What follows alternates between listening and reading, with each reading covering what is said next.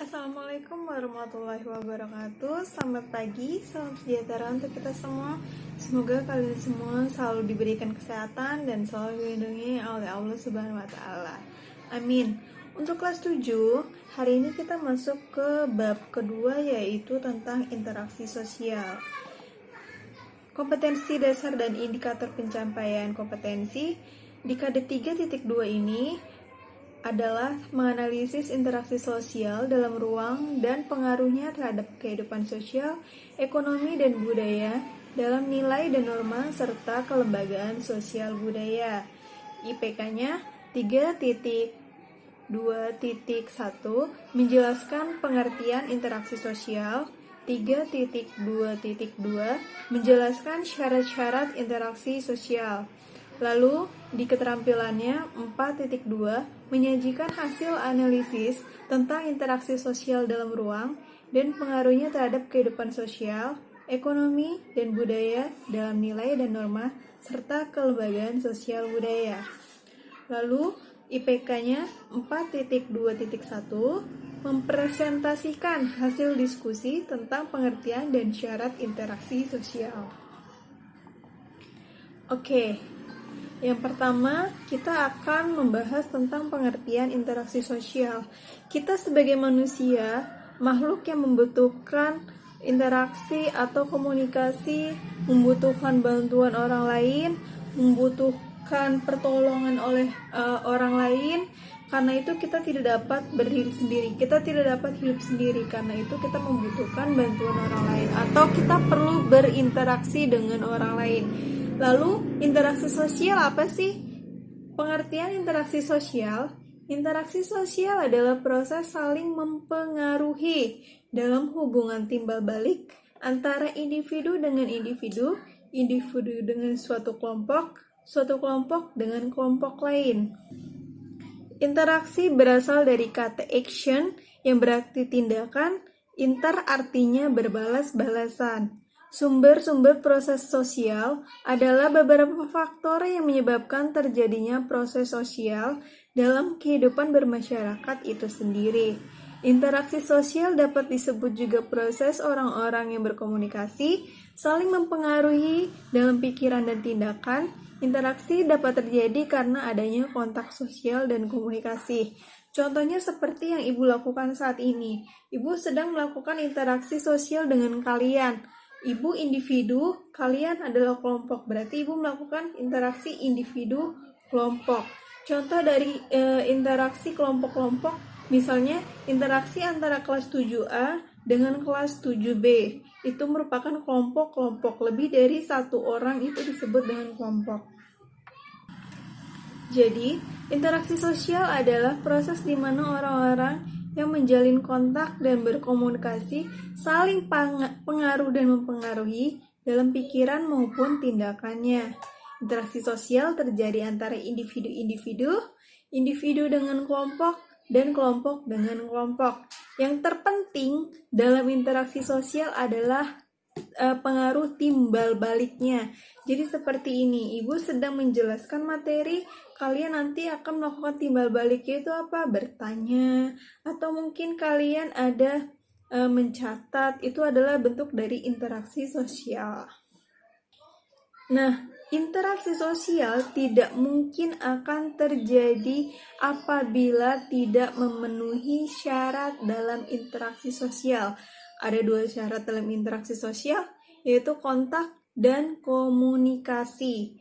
Jadi, kalau kita berinteraksi itu harus ada kontak. Seperti ini, kontak, dan ada komunikasi. Komunikasi, ada komunikasi langsung dan tidak langsung. Yang sedang kita lakukan ini adalah komunikasi tidak langsung, karena tidak bertatapan langsung, tidak bertemu langsung. Tapi kalau bertemu langsung disebut dengan komunikasi langsung. Dan yang paling penting, kalau kita berinteraksi itu adalah tujuannya. Gak mungkin dong kita ngobrol sama orang lain, kita gak punya tujuan. Gak mungkin dong kita memberikan materi seperti ini, Ibu gak ada tujuannya, gak mungkin. Jadi kalau dalam interaksi itu harus jelas. Kita punya tujuan atau maksud, kita ada kontaknya, misalnya melalui handphone atau misalnya melalui media lainnya atau kita langsung, dan komunikasi itu yang paling penting. Lalu syarat terjadinya interaksi sosial, yang pertama adanya kontak sosial, yang kedua adanya komunikasi. Kontak sosial apa? Kontak sosial adalah hubungan langsung atau bersama-sama, misalnya berbicara tatap muka, atau bicara melalui telepon, atau bicara melalui video call, atau bicara melalui Google Meet. Itu merupakan kontak sosial. Kontak sosial berasal dari bahasa Latin, yaitu con atau cun, yang artinya bersama-sama, dan tengo atau tango tulisannya, yang artinya menyentuh. Kontak merupakan tahap pertama terjadinya interaksi sosial dan dapat berlangsung dalam 3 bentuk. Apa aja? Yang pertama, interaksi seseorang dengan orang lain. Misalnya, anggota keluarga yang mempelajari nilai dalam kehidupan bermasyarakat di lingkungannya. Misalnya, Clara Bell mempelajari tentang nilai-nilai sosial yang ada di lingkungan rumahnya, atau yang lainnya. Lalu yang kedua, interaksi seseorang dengan kelompok. Contohnya, seseorang yang mendaftarkan diri sebagai calon anggota sebuah organisasi yang sudah melakukan program. Contohnya, kalian mau ikut OSIS SMP Wijaya Kusuma. Itu kalian nanti akan melakukan interaksi dengan kelompok ataupun dengan anggota OSIS SMP Wijaya Kusuma. Seperti itu.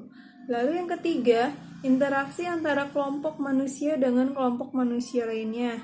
Misalnya, antar klub olahraga, misalnya sparring futsal antara SMP Wijaya Kusuma dengan SMP 21, atau misalnya interaksi lainnya banyak banget, misalnya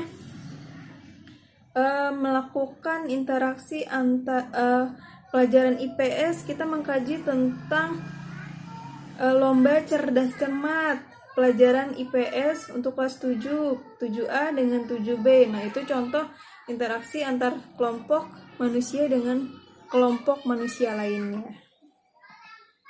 Lalu, sifat kontak sosial itu ada 2. Yang pertama, ada yang secara langsung atau primer atau tatap muka, atau biasanya kita saling ketemu, saling ngobrol, saling tegur sapa, berjabat tangan. Itu merupakan contoh kontak sosial langsung. Tapi kalau contoh kontak sosial yang tidak langsung atau menggunakan media, seperti ini contohnya yang sedang Ibu lakukan, melalui telepon, melalui video, melalui internet, melalui surat, zaman dulu ya, dan lain-lain, masih banyak. Nah, syarat interaksi yang kedua tadi adalah komunikasi. Kata komunikasi itu berasal dari bahasa Latin, yaitu communicare atau communis, yang memiliki arti milik bersama. Artinya tuh milik bersama. Komunikasi itu adalah kegiatan pengoperan lambang yang mengandung arti yang perlu dipahami oleh pihak yang terlibat. Komunikasi adalah kegiatan penyampaian pesan. Jadi kita menyampaikan pesan, atau maksudnya Ibu berkomunikasi dengan kalian, maksudnya supaya kalian mengerti materi yang Ibu ajarkan. Atau kalian misalnya melakukan komunikasi dengan teman kalian, menanyakan tugas. Itu kan tujuannya, kalian pengen tahu hari ini ada tugas IPS apa ya, seperti itu. Itu kalian menanyakan kepada teman kalian, itu berarti kalian melakukan komunikasi tidak langsung. Jadi, kesimpulannya, komunikasi itu adalah hubungan timbal balik antar sesama manusia yang dapat terjadi apabila seseorang memberi arti perlakuan kepada orang lain melalui gagasan atau perasaan atau sesuatu yang ingin disampaikan kepada orang tersebut. Komunikasi itu nggak harus seperti ini ya, nggak harus melalui suara, tapi juga bisa dilakukan melalui bahasa lainnya seperti isyarat, melalui kosakata, simbol-simbol ya. Kalau dalam pramuka huruf A seperti apa, itu ada simbol-simbolnya. Lalu melalui kata-kata juga bisa, atau melalui pesan singkat juga bisa. Nah, itu tadi materi kita tentang interaksi sosial. Ini masih materi pengantar, jadi Ibu menyampaikan pengertian dari interaksi, syaratnya, lalu jenis-jenis dari syarat interaksi tadi ada kontak dan komunikasi. Sampai sini semoga kalian bisa mengerti materi yang Ibu ajarkan hari ini. Semoga kita tetap bisa bertemu lagi, diberi kesehatan, dan tolong jaga protokol kesehatannya, menggunakan masker, mencuci tangan dengan air yang mengalir, dan menjaga jarak ya. Terima kasih, Ibu tutup. Sekian dari Ibu. Wassalamualaikum warahmatullahi wabarakatuh. Sampai ketemu lagi.